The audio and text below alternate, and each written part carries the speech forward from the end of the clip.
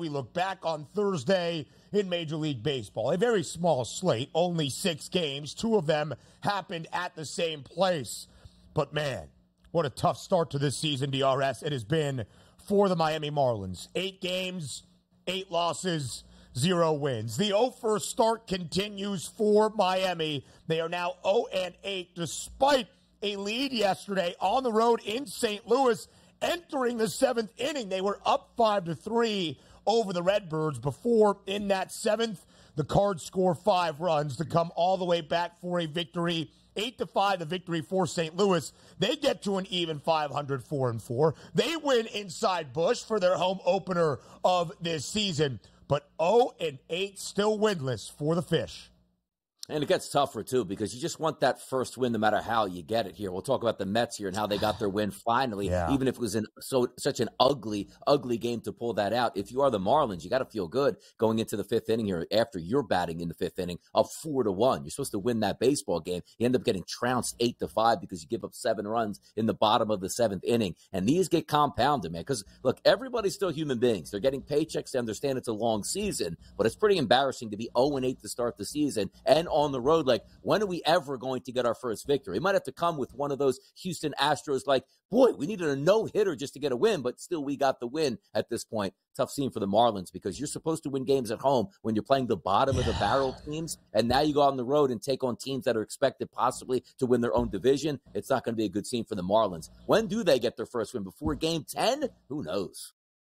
I don't know, man, but they had the bats firing yesterday in St. Louis. Jake Berger, 2 home runs in 2 innings. Sandwiched in between was a long shot, a 2-run bomb from Josh Bell. They had a 4-1 lead at the end of the top of the 5th before it all came crashing down under the arch. But a victory for the Cardinals in their home opener. Everybody now in the National League Central, 500 or better, a competitive division.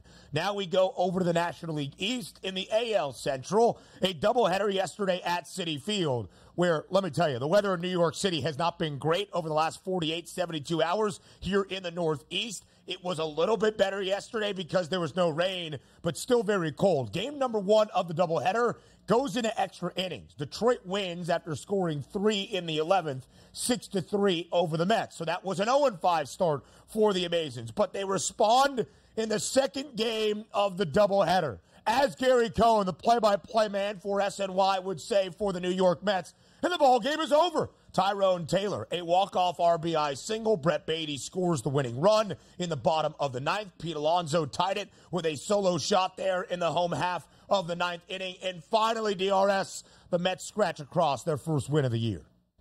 Yeah, it feels like a season-saving win in a 162-game schedule where you're really only playing in your 6th game here. But that's really what it amounted to. It wasn't even like one of those, man, crazy 12-11 finishes in extra innings. The Mets had nothing going for them in that doubleheader whatsoever at the plate, which included in game number 2. And you were rescued by the Polar Bear with that 9th inning home run to sort of breathe a sigh of relief, like, okay, we might be back in this. And then it's nice to get that win. You need that momentum now to turn over because once you get that first win out of the way, no matter how you get it there, you got to move forward. And also, it was a pretty good sign. We talked with Craig Mish yesterday. It's hard to sweep a doubleheader. It really is. So if you were the Mets just looking for a win, it was nice to have the doubleheader because you were probably at worst case scenario going to split. Same thing with the Marlins. They need a doubleheader in St. Louis here, so at least they can get a split and get a victory as well. Yeah. But it felt like those bad vibes, right? For New York, they were up 3-0 entering the 6th inning yesterday against the Detroit Tigers. They started the rally. Riley Green in the opener hits a solo shot in the top of the 8th to tie it. That sent us to extras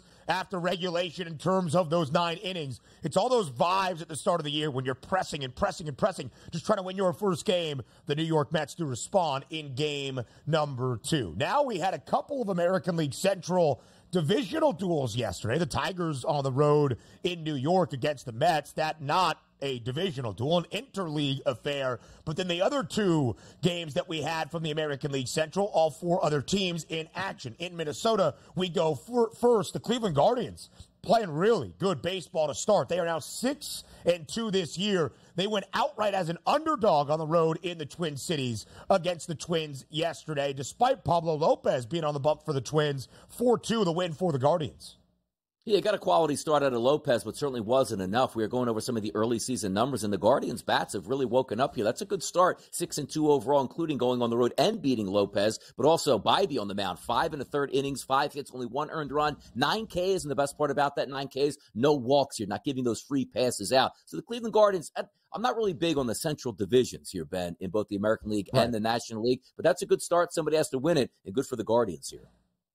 Yeah, a big win for Cleveland. When you look at the National or the American League Central, rather, at this moment, there is one team very much at the bottom of the barrel, and then we're going to contend for the top spots, the Guardians and the Tigers right now, very early on. But 6-2 for Cleveland. Detroit, 5-1. So on the opposite end of the Mets starting 0-5, the Tigers started 5-0. That was their first loss in the nightcap of the doubleheader yesterday at Citi Field. The other divisional duel we saw in the American League in Kansas City, and the Royals played 10 against the Chicago White Sox. 10-1 the victory for KC. The White Sox off to a 1-5 start this year. Now make that a 3-4 mark for the Royals. Yeah, by the way, yesterday, pretty good odds boost again, 2 for 2 yesterday. If you were betting them with FanDuel, it was basically Bobby Witt Jr. to get a base hit, coupled with Yoan Moncada to get a base hit. They both got their base hits earlier in the game, and away they went. From an RBI prop perspective for myself, no real handicaps here because I don't have the numbers, but I do like to take 2 hitters that are sort of doing well in the season. Garcia leads off 1 of 5 yesterday for Kansas City, but his RBI price, Ben, was a 2-1 price. He got the one to cash in. The one I lost was Bobby Witt Jr. to get an RBI, which is around like a plus 140 price. But the goal of that is when you take 2 of them, 2-1 plus 140, just looking for one side to move on, and that happened yesterday. So I like the lineup here for the Kansas City Royals overall. And again, scoring 10 runs on 10 hits yesterday. A lot of those runs scored late in the 7th inning, in the bottom of the 7th, tacking on 8 of those runs. But nonetheless, I like what I see out of the Kansas City Royals here. It's a good, fun, young team. That nice mix of young players in the lineup, along with veterans out there like Sally Perez. Yeah, when you look at Bobby Witt Jr., no RBI yesterday, as DRS was referencing, but 2 for 3 at the dish and a run scored. MJ Melendez, also multiple base knocks in that starting lineup for KC. And Seth Lugo, who was one of the big acquisitions, at least to the starting staff for Kansas City this offseason, 6 2/3, did allow 8 hits, but only 1 run across for Seth Lugo. He gets his first victory in a Royals uniform. Again, I've got the over of 73.5 wins, that preseason total for Kansas City. I don't expect them to win the American League Central or even have a winning record when all is said and done, but a competitive team where I don't think the AL Central DRS, last year there was one team that finished above 500. In fact, I think one team that finished 8 games or better than 8 games below 500 last year. That was the Twins, who won the division. I think it's going to be a little bit better as a division this time around. National League Central, the team at the top at the moment, the Pittsburgh Pirates. 6-1 for the Buccos. They suffered their first loss 2 days ago on the road in D.C. to the Nationals after a perfect 5-0 start. The best for Pittsburgh in 40 years since 1983. They respond with a 7-4 win yesterday in Washington, D.C. Yeah, nice win for them, too. And also, we're taking a look at some of these teams that you expect to be bad for the regular season. I don't mean like historically bad, but just maybe not contending, and that's the Pittsburgh Pirates. Same thing with the Kansas City Royals that you were looking for a bet to try to get over. You need those decent starts, because if you have a start, like let's just say the Marlins have, at an 0-8 here, that's going to send those flames up early, which means by the end of the month, you're not even competing anymore, and then you're not even worried about winning baseball games. It's like, let's just see if another team wants to give us some prospects for a certain player, and let's just see if we can maybe secure the number 1 overall pick in the Major League Baseball draft. But that's not the case right now for the Pirates, as they're playing great baseball. And also, how about this on the opposite side? Talk about the Washington Nationals just a couple of years ago. Maybe the most talented baseball organization that there was, and was just dismantled because the ownership group didn't want to pay any money. But also, when you trade those players away, you're supposed to get dominant players back. Josiah Gray was like that key, I believe, in the Scherzer deal that also sent Trey Turner out to the Dodgers. Got him back. I mean, come on. 4 1/3 innings, 6 earned runs, was bad on his opening day start. At least if you're going to trade quality players away, get quality prospects back. This Washington team is bad. 2019 World Series champions, that Curly W now is not doing very well. A lot of Curly L's for this national side. Martin Perez on the other side for Pittsburgh, 6 2/3, did allow 2 earned, but did strike out 6 yesterday against the Nats. A very quality start. A much more robust Friday Major League Baseball slate. I count 13 games at this moment. That's virtually all of MLB in action on the diamond. Some day games on this Friday as well. Oakland's on the road, as Tariq Skubal will get the start today for the Tigers back in the Motor City. Speaking of the A's, starting in 2025, at least through 2027, they're going to be playing in Sacramento at the minor league home of a San Francisco Giants affiliate. Yeah, things are going well for the Athletics.